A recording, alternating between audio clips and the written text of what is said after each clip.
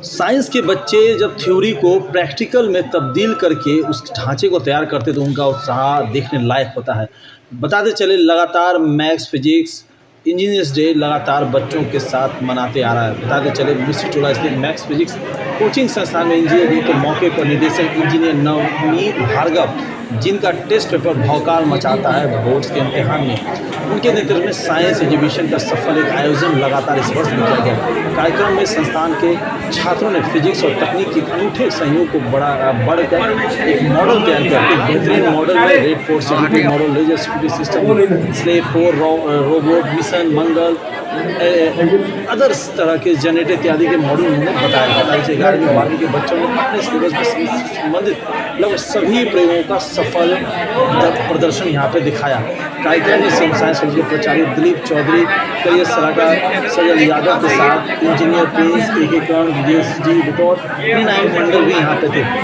बताते चले प्रतियोगिता में सेलेना 4 बनाने वाले विकास और हिमांशु को प्रथम स्थान, शहनवाज और टीम को दूसरा और अंकित और टीम को तीसरा स्थान प्राप्त हुआ। मैथ्स फिजिक्स के डायरेक्टर नवनीत भार्गव ने कहा कि बच्चों को थ्योरी के साथ प्रैक्टिकल फिजिक्स भी सीखने की बहुत ज़रूरत है आज के दौर में जिस तरीके से दुनिया भाग रही है। आइए सुनाते हैं कि डायरेक्टर ने इस साइंस एग्जीबिशन को लेकर के क्या कहा और आने वाले समय में किस तरीके से सदुपयोग उपयोग में आएगा।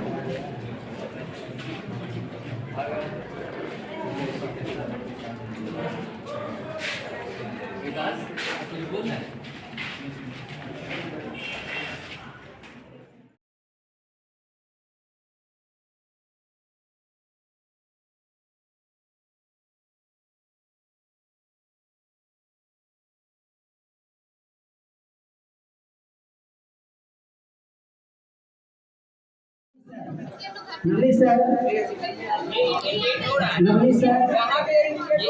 अच्छा मैं क्वेश्चन पूछे थे है ना, कैसे किया जाए ये पोटेशियम नाइट्रेट का इस्तेमाल करेंगे। हाँ ये सुन लीजिए, तो अगले बार इनको दिया गया है H2O2 फ्यूल सेल का इस्तेमाल करके। सर लगातार कई वर्षों से आप इंजीनियर्स डे पे थ्योरी को प्रैक्टिकल में कन्वर्ट करके यहाँ के स्टूडेंट दिखाते हैं। इस बार कुछ खास क्या है, क्योंकि इस बार भारत ने 2 बड़े मिशन भी किए हैं। इस बार जो है हमारे देश के लिए इस बार का इंजीनियर्स डे तो काफ़ी खास है, क्योंकि इस बार हमारे भारत ने एक असंभव जो अभी तक देश के लिए विश्व के लिए प्रोजेक्ट था उसको पूरा करने का काम किया है। इस साल हमारे लिए गौरव की बात है कि चंद्रयान 3 का प्रोजेक्ट हमारे लिए सक्सेसफुल रहा है। और इस साल जब आप बच्चों का मॉडल देखेंगे तो इस पर भी इंस्पायर्ड कई सारे मॉडल हैं। जैसे 11 की बच्चियों ने चंद्रयान के लैंडर को बनाने का काम किया है, चंद्रयान 3 के पूरे प्रोजेक्ट को बनाने का काम किया है, और उससे इंस्पायर होकर के मंगल मिशन के लिए और साथ ही साथ एक और चंद्रमा के लिए एक और मिशन के लिए बच्चों ने एक बहुत ही अट्रैक्टिव प्रोजेक्ट बनाने का काम किया है। इस बार का इंजीनियर्स डे हमारे लिए काफ़ी खास था, और इसलिए हम लोगों ने अपने कोचिंग में एक प्रोटोटाइप के रूप में MSRO स्पेस स्टेशन बनाने का काम किया और बच्चों को मोटिवेट किया। मैक्स स्पेस रिसर्च ऑर्गेनाइजेशन एक डमी हम लोगों ने किया और बच्चों को मोटिवेट किया, यहाँ पर तुम स्पेस के लिए और अलग अलग प्रोटोटाइप बनाओ। तो सड़क से लेकर के चांद तक हर तरह का प्रोजेक्ट इस बार का है, और यही खासियत है इस साल के साइंस एग्जीबिशन की एक्सपो। सर फिजिक्स जो है पुराने ज़माने में जो फिजिक्स थी थ्योरी बच्चों को जब वो जॉब में जाते थे तब उनको प्रैक्टिकल दिखता था, लेकिन आज की जो मॉडल फिजिक्स है वो थ्योरी के साथ प्रैक्टिकल भी होता है। देखिए हमारे मिथिलांचल के जो बच्चे हैं, हमारे बिहार के जो बच्चे हैं, ये मेहनत बहुत करते हैं, लेकिन हमारे यहाँ पारंपरिक एजुकेशन है। मतलब आप किताब को पढ़िए, परिभाषा को याद करिए।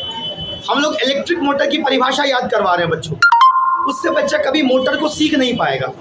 तो मैं खुद बाई एकेडमिक्स और बाई प्रोफेशन पहले एक इंजीनियर रहा हुआ हूँ। मैं बच्चों को पढ़ाने से पहले एक computer science engineer, data science का मैंने काम किया है पहले।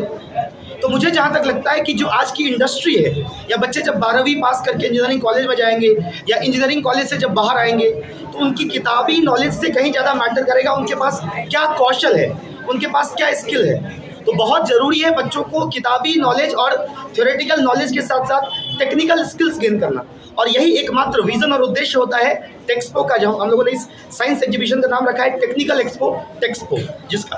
और मुझे लगता है कि हमारे मिथिलांचल के बच्चे इससे इंस्पायर होकर आगे और बहुत बेहतरीन अपने कौशल को प्रदर्शित करके अच्छा करने का काम करेंगे। सर, भारत में बहुत सारे ऐसी संस्थाएं हैं जो थ्योरी के साथ प्रैक्टिकल भी कराते हैं। मिथिलांचल में पहली संस्था आप है, लेकिन ये आपको आया सोच कैसे कि बच्चों को थ्योरी के साथ एक ऐसा दिन हो जो प्रैक्टिकल रियल में वो करके दिखाएं?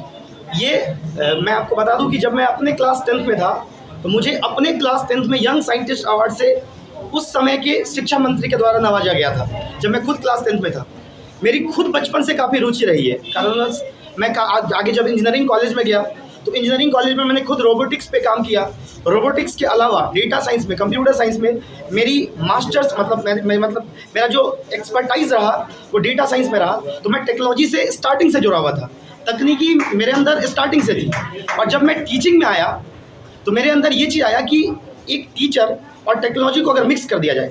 आज हम लोग कहते हैं कि टेक्नोलॉजी हर जगह चीज़ों को रिप्लेस कर रहा है। बहुत सारे लोग कहते हैं कि टेक्नोलॉजी टीचर को भी रिप्लेस कर देगा। मैं कहता हूँ ये बिल्कुल गलत है। Technology can never replace a teacher, but it will replace the teacher who will not use technology.